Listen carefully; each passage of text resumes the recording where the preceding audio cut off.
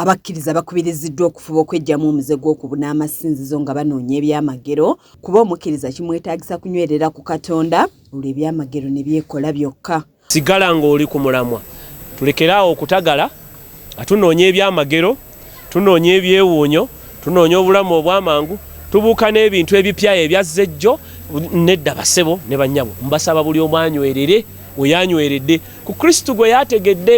Obubaka buno buvudde wa Reverend Father Herman Mukasaziwa nga ye chaplain wa ssettendekero wa Nkumba nga yakulembedde mu misa y'okusonda ensimbi ezireewo mu kawumbi Kalamba ezeetaagibwa okumaliriza ekereziya ya St. Joseph e Nalumunye.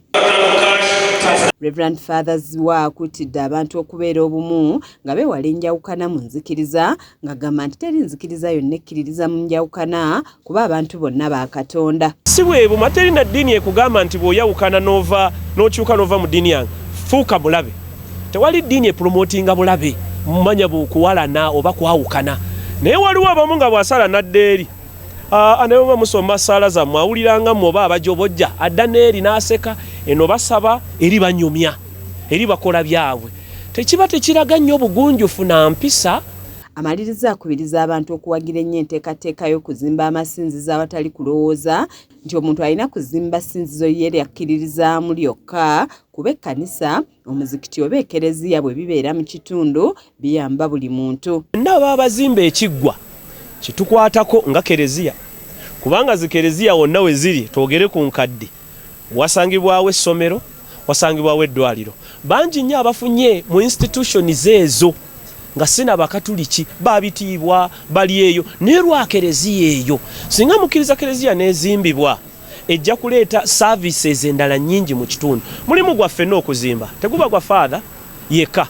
Didas Kumwesiga nga ye ssentebe w'enteekateeka y'okuzimba ekereziya eno alambuludde ku nsimbi ezikuŋŋaanyiziddwa kyokka n'asaba abantu bonna okuwagira omulimu guno.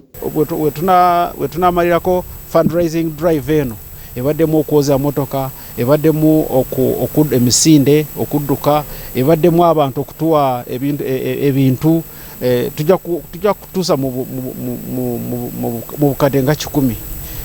Abantu tubasiimye lwa one okuleta okuwaayo donation okuwaayo. N'abakulembeze abalala basabye bannaabwe okuzimba ennyumba ya Katonda nga bagamba nti bangi bazimbye amaka kuokomya amaaso n'ebifo ebirala naye ne beebalama ekyokuzimbira Omukama ennyumba. Za finishes za church era nga bwe mumanyi nti finishes zino ziba ziri very expensive. Kyemanyi nti tunoonyezaako kye tufunye naye era tekimala. Kristo yenna yandye kimukakatako okuzimba ennyumba ekereziya yokka omuzikiti ekkanisa n'ekereziya.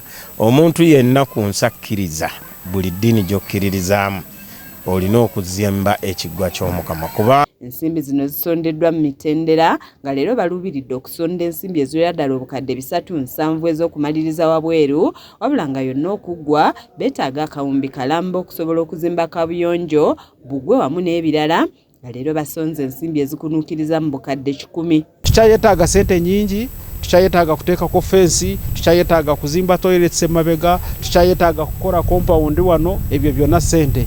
Naye tweyanziza nnyo ku bantu baffe abazze wano. Kiza Peter yakusakidde eggulu erino ku lwa KSTV agaleero.